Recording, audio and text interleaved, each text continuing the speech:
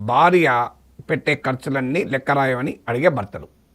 So financial domination భార్య పైన చెలాయించేటువంటి భర్తలు. సో ఇచ్చిన ప్రతి రూపాయికి లెక్క చెప్పండి, లెక్క చెప్పు, నువ్వు ఏం ఖర్చు పెట్టావని నిలదీసేవారు సహజంగా మన చుట్టూ ఉన్న కుటుంబాల్లోనే కనిపిస్తుంటారు. సో ఇది లీగల్గా ఏ రకమైన ఇంప్లికేషన్ ఉంటుంది? ఇలాంటి సందర్భాలు వచ్చినప్పుడు భర్త పైన భార్య సెక్షన్ 498A కింద కేసు పెట్టారనుకోండి, నా పట్ల క్రూరత్వాన్ని ప్రదర్శిస్తున్నా నా భర్త అని. సో అప్పుడు కోర్టు ఏం చెప్తుంది అన్నది ఆసక్తికరమైన అంశం. సో సుప్రీంకోర్టు వీటన్నిటిని విచారించి తీర్పు చెప్పింది. అంటే సిరీస్ ఆఫ్ అఫెండింగ్ యాక్ట్స్ ఉండాలి, కేవలం ఒక ఆరోపణ చేస్తేనే సెక్షన్ 498A అట్రాక్ట్ కాదు.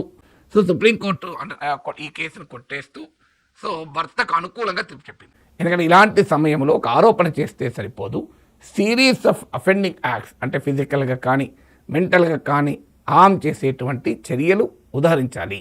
కేసులో పిటిషన్లో ఆ పిటిషనర్ ఆ రకమైన చర్యలు ఇది ఉదాహరించలేదు కనుక ఆరోపణ ఆధారంగా సెక్షన్ 498A కింద క్రిమినల్ యాక్షన్ చేపట్టలేము.